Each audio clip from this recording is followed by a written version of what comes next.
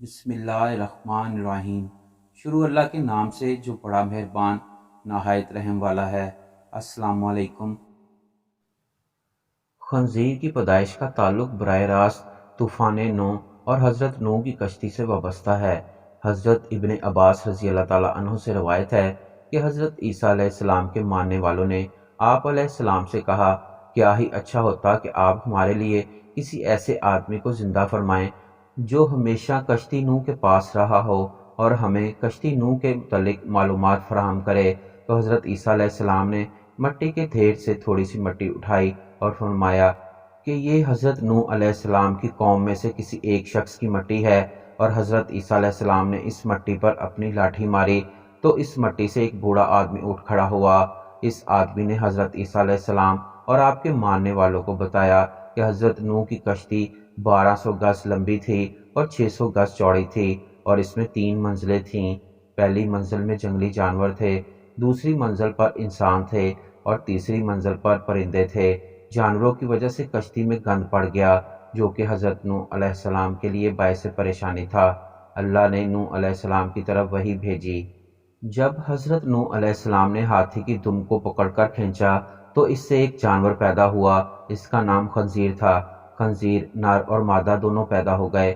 وہ فوراً گند اور جانوروں کا فضلہ اور وہاں سب گند جو جانوروں کی وجہ سے وہاں پھیلا ہوا تھا کھا گئے، اور وہ سب گند انہوں نے ختم کر دیا۔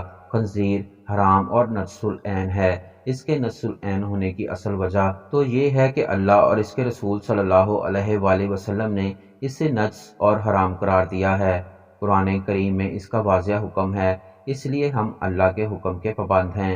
دنیا بھر میں رہنے والا ہر مسلمان یہ بات جانتا ہے کہ خنزیر کا گوشت اسلام میں سختی سے حرام ہے، لیکن بہت کم لوگ اس بات سے واقف ہیں کہ اسلام نے آخر کیوں خنزیر کا گوشت کھانے سے منع کیا ہے۔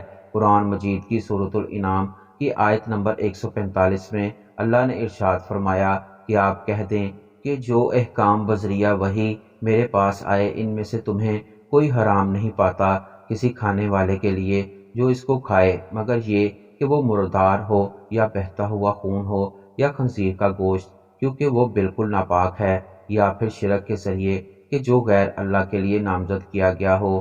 پھر یہ کہ جو شخص مجبور ہو جائے، بشرط کہ نہ تو طالب لذت ہونا تجاوز کرنے والا ہو، تو واقعی آپ کا رب غفور الرحیم ہے۔ اس کے علاوہ سورہ بقرہ کی آیت نمبر 173، سورہ مائدہ کی آیت نمبر 3 اور سورہ نحل کی آیت نمبر 115 میں بھی قطعی طور پر خنزیر کا گوشت کھانا حرام قرار دیا گیا ہے، جبکہ سنن ترمذی کی حدیث نمبر 1297 میں بیان کیا گیا ہے کہ جابر بن عبداللہ سے روایت ہے کہ میں نے فتح مکہ کے سال مکہ میں حضور صلی اللہ علیہ وآلہ وسلم کو فرماتے ہوئے سنا کہ اللہ اور اس کے رسول صلی اللہ علیہ وآلہ وسلم نے شراب، مردار خنزیر اور بتوں کی پوجا کو حرام قرار دیا ہے۔